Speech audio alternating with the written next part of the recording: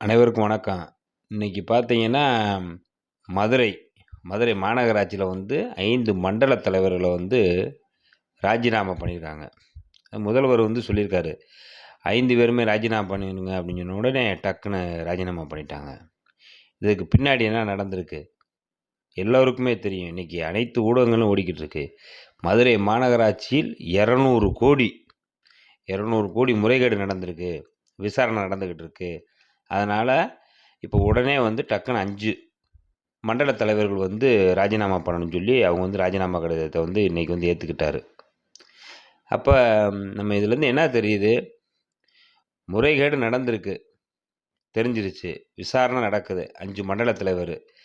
அப்போ மக்களுடைய வரிப்பணம் என்னாச்சு? இந்த வரிப்பணம் மக்களுடைய வரிப்பணத்தை பாருங்கள், தொடர்ந்து நம்ம வந்து சொல்லிக்கிட்டே இருக்கோம். மதுரை மாநகராட்சி சரியாக வேலை பார்க்க மாட்டேங்குது, மக்கள் பிரச்சனைகளுக்கு செவி சாய்க்க மாட்டேங்குது. எங்கே பார்த்தாலும் பாதாள சாக்கடை, கழிவுநீர் ஓடிக்கிட்டு இருக்குன்னு இவங்க நிதி ஒதுக்குறதே கிடையாது.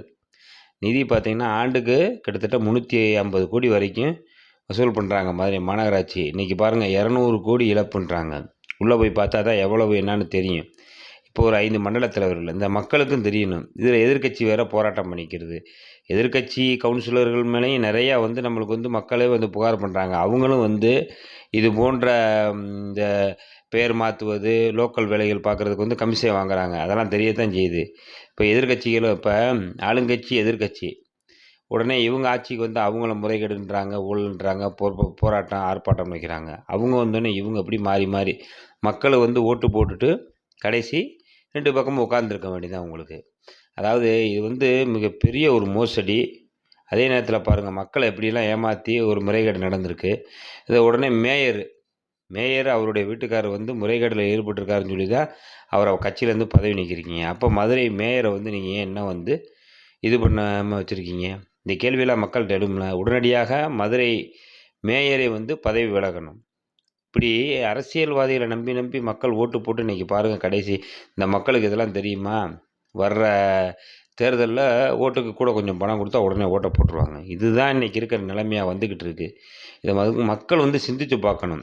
ஒரு முறைகேடு பண்ணி மாநகராட்சி எவ்வளோ பாருங்கள், மதுரையில் எங்கேயாவது சாலை வசதி ஏதாவது சரியாக இருக்கா? எங்கே பார்த்தாலும் குண்டு குழியுமாக தான் இருக்குது. எங்கே பார்த்தாலும் குண்டு குழியுமா. அதே நேரத்தில் பாருங்கள், ஒரு முக்கியமான அரசியல்வாதிகள் வீடுகள் இருக்கிற பகுதி மட்டும் பளபளன்னு இருக்கும். அது மட்டும் எப்படி? மக்கள்கிட்டருந்து அன்றாட வீட்டு வரி, குழாய் வரி, பாதாள சாக்கடை வரி வசூல் பண்ணி ஒரு பட்ஜெட் போட்டு மாநகராட்சி கூட்டம் போட்டு தீர்மானம் நிறைவேற்றி நீங்கள் வந்து செலவு பண்ணுறீங்க. அதுலேயும் ஊழல். இது வந்து உண்மையிலே மதுரையில் நம்ம இருக்கிறோம். மதுரையில் பிறந்தனால நம்மளுக்கு வந்து இது வந்து ஒரு பெரிய இதாக இருக்குது.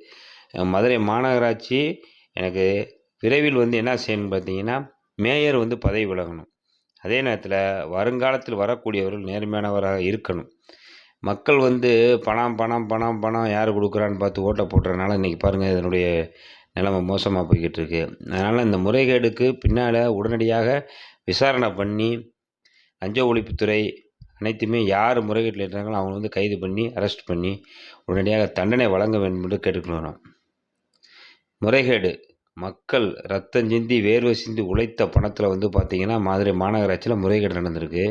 இது உடனடியாக இன்றைக்கி வந்து எல்லோரும் பேசின உடனே டக்கு டக்கு டக்கு டக்குன்னு என்ன பண்ணிட்டாங்க, மண்டல தலைவர் பூரா ராஜினாமா பண்ணாங்க. இப்போ அடுத்து யார் வருவா இந்த பதவிக்கு? யோசித்து பார்க்கணும். இதே கட்சிக்காரங்க இவங்க தான் வருவாங்க. அதனால் இது வாழையடி வாழையாக தொடரும். இதுக்கு ஒரு மாற்றம் வரணும்னா வருங்காலத்தில் நல்லவர்கள் ஆட்சிக்கு வர வேண்டும்.